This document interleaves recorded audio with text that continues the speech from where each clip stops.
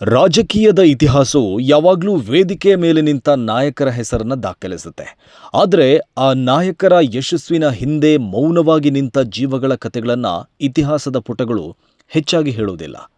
ಭಾರತದ ಮಾಜಿ ಪ್ರಧಾನಿ ಎಚ್.ಡಿ. ದೇವೇಗೌಡರ ಬದುಕಿನಲ್ಲೂ ಅಂತಹ ಒಂದು ಮೌನ ಶಕ್ತಿಯಾಗಿದ್ದರು ಅವರ ಧರ್ಮಪತ್ನಿ ಚೆನ್ನಮ್ಮ. ದೆಹಲಿ ಗದ್ದುಗೆಯಲ್ಲಿ ಕುಳಿತು ದೇಶವನ್ನಾಳಿದ ದೇವೇಗೌಡರ ಯಶಸ್ಸಿನ ಹಿಂದಿನ ಮೌನ ಶಕ್ತಿಯಾಗಿದ್ದ ಚೆನ್ನಮ್ಮ ಅವರು ಶಾಶ್ವತ ಮೌನಕ್ಕೆ ಜಾರಿದ್ದಾರೆ.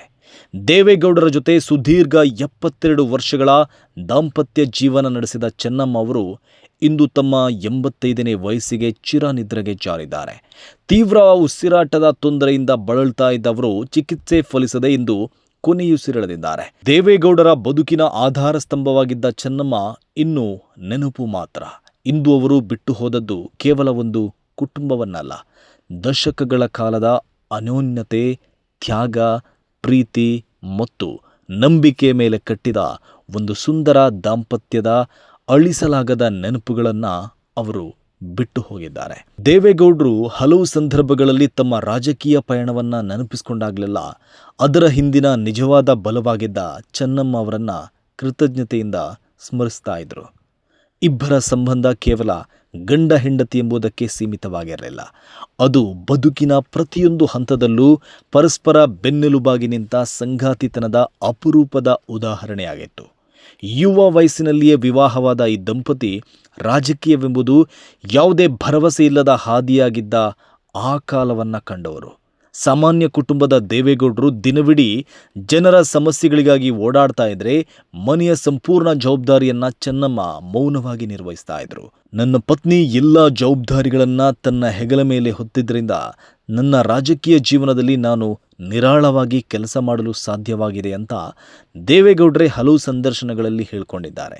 ದೇವೇಗೌಡರ ರಾಜಕೀಯ ಸಭೆಗಳು, ಪ್ರವಾಸಗಳು, ರೈತರ ಹೋರಾಟಗಳು, ಹೀಗೆ ದಿನಗಟ್ಟಲೆ ಮನೆಗೆ ಬರಲಾಗದ ಸಂದರ್ಭಗಳು ಅನೇಕ. ಆದರೂ ಚೆನ್ನಮ್ಮ ಎಂದಿಗೂ ಅಸಮಾಧಾನ ವ್ಯಕ್ತಪಡಿಸಿರಲಿಲ್ಲ, ದೂರು ಹೇಳಲಿಲ್ಲ. ಬದಲಾಗಿ ಜನರ ಕೆಲಸ ಮೊದಲು, ಮನೆ ನಂತರ ಎಂಬ ಮನೋಭಾವದಿಂದಲೇ ಅವರು ದೇವೇಗೌಡರನ್ನ ಬೆಂಬಲಿಸಿದರು. ರಾಜಕೀಯದಲ್ಲಿ ಸೋಲು ಗೆಲುವು ಸಾಮಾನ್ಯ, ಆದರೆ ಸೋಲಿನ ಕ್ಷಣಗಳಲ್ಲಿ ದೇವೇಗೌಡರಿಗೆ ಮೊದಲ ಧೈರ್ಯ ತುಂಬುತ್ತಾ ಇದ್ದವರು ಚೆನ್ನಮ್ಮ.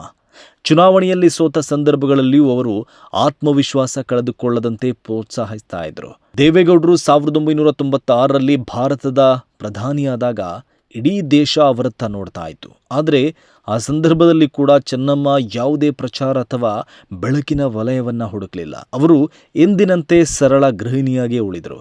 ಅವರ ದಾಂಪತ್ಯದ ಮತ್ತೊಂದು ವಿಶೇಷತೆ ಅಂದರೆ ಸರಳ ಜೀವನ. ಪ್ರಧಾನಿ ಹುದ್ದೆ ಅಲಂಕರಿಸಿದ ನಂತರವೂ ಅವರ ಜೀವನ ಶೈಲಿಯಲ್ಲಿ ದೊಡ್ಡ ಬದಲಾವಣೆ ಕಂಡು ಬರಲಿಲ್ಲ. ಅಧಿಕಾರ, ವೈಭವ, ಭದ್ರತೆ ಯಾವುದು ಅವರ ಕುಟುಂಬದ ಸರಳತೆಯನ್ನು ಬದಲಾಯಿಸಲಿಲ್ಲ. ಚೆನ್ನಮ್ಮವರು ಅಧಿಕಾರ ಬಂದಾಗಲೂ ನೆರಳಿನಲ್ಲೇ ಉಳಿದವರು, ಸಂಕಷ್ಟ ಬಂದಾಗಲೂ ಕೈ ಬಿಡದೆ ಜೊತೆಯಾದವರು. ಕುಟುಂಬವನ್ನು ಮಾತ್ರ ಅಲ್ಲ, ಒಬ್ಬ ನಾಯಕನ ಕನಸನ್ನೇ ತಮ್ಮ ಹೆಗಲ ಮೇಲೆ ಹೊತ್ತು ಸಾಗಿದ ಅಪರೂಪದ ಸಂಗಾತಿಯವರು. ದೇವೇಗೌಡರು ಇಂದಿಗೂ ಹಳ್ಳಿಯ ಮಣ್ಣಿನ ವಾಸನೆ ಮರೆತಿಲ್ಲ. ಅದರ ಹಿಂದೆ ಚೆನ್ನಮ್ಮ ಅವರ ಮೌಲ್ಯಗಳು ಪ್ರಮುಖ ಪಾತ್ರ ವಹಿಸಿದೆ ಎನ್ನುವುದು ಅವರನ್ನು ಹತ್ತಿರದಿಂದ ಬಲ್ಲವರ ಅಭಿಪ್ರಾಯ. ರಾಜಕೀಯದಲ್ಲಿ ಅನೇಕ ಸಂಕಷ್ಟಗಳು, ಟೀಕೆಗಳು, ಮೈತ್ರಿ ಸರ್ಕಾರಗಳ ಏರಿಳಿತಗಳು, ಅಧಿಕಾರದ ಬದಲಾವಣೆಗಳು, ಇದೆಲ್ಲದರ ಮಧ್ಯೆಯೂ ದೇವೇಗೌಡರ ವೈಯಕ್ತಿಕ ಜೀವನದಲ್ಲಿ ಅಚಲವಾಗಿ ನಿಂತಿದ್ದ ವ್ಯಕ್ತಿ ಚೆನ್ನಮ್ಮ. ದೇವೇಗೌಡರು ಸಾರ್ವಜನಿಕ ಕಾರ್ಯಕ್ರಮಗಳಲ್ಲಿ ಕೆಲವೊಮ್ಮೆ ಪತ್ನಿಯ ಕುರಿತು ಮಾತನಾಡುವಾಗ ಅವರ ಕಣ್ಣಲ್ಲಿ ಕಾಣಿಸುವ ಕೃತಜ್ಞತೆ ಎಲ್ಲರ ಗಮನ ಸೆಳೆಯುತ್ತೆ. ಅವರು ಕೇವಲ ನನ್ನ ಹೆಂಡತಿ ಎಂದು ಹೇಳುವುದಿಲ್ಲ, ನನ್ನ ಜೀವನದ ದೊಡ್ಡ ಆಧಾರ ಎಂದು ಗೌರವದಿಂದ ಹೇಳ್ತಾ ಇದ್ರು. ಯಶಸ್ವಿ ನಾಯಕನ ಹಿಂದೆ ಯಶಸ್ವಿ ಮಹಿಳೆ ಇರ್ತಾಳೆ ಎನ್ನುವ ಮಾತಿಗೆ ದೇವೇಗೌಡ ಚೆನ್ನಮ್ಮ ದಂಪತಿ ಜೀವಂತ ಉದಾಹರಣೆ. ರಾಜಕೀಯ ಇತಿಹಾಸ ದೇವೇಗೌಡರನ್ನು ಪ್ರಧಾನಿಯಾಗಿ ನೆನಪಿಸಿಕೊಳ್ಳಬಹುದು, ಆದರೆ ಅವರ ವೈಯಕ್ತಿಕ ಬದುಕನ್ನು ಅರಿತವರು ಆ ಯಶಸ್ವಿನ ಅಡಿಪಾಯವಾಗಿ ಮೌನವಾಗಿ ನಿಂತಿದ್ದ ಚೆನ್ನಮ್ಮರನ್ನು ಮರೆಯುವುದಿಲ್ಲ. ರಾಜಕೀಯ ಅಧಿಕಾರಗಳು ಬರುತ್ತೆ ಹೋಗುತ್ತೆ, ಹುದ್ದೆಗಳು ಬದಲಾಗುತ್ತೆ, ಇತಿಹಾಸ ಹೊಸ ಪುಟಗಳು ಬರೆಯಲ್ಪಡುತ್ತೆ. ಆದರೆ ಜೀವನದ ಕೊನೆಯವರೆಗೂ ಜೊತೆಯಾಗಿ ನಡೆದ ಸಂಗಾತಿಯ ಸ್ಥಾನವನ್ನು ಯಾವ ಅಧಿಕಾರವೂ ತುಂಬಲು ಸಾಧ್ಯ ಇಲ್ಲ. ದೇವೇಗೌಡರ ಯಶಸ್ವಿನ ಕಥೆಯನ್ನು ಹೇಳುವಾಗ ಅದರ ಹಿಂದಿನ ಮೌನ ನಾಯಕಿ ಚೆನ್ನಮ್ಮ ಅವರನ್ನು ಮರೆಯಲು ಸಾಧ್ಯ ಇಲ್ಲ.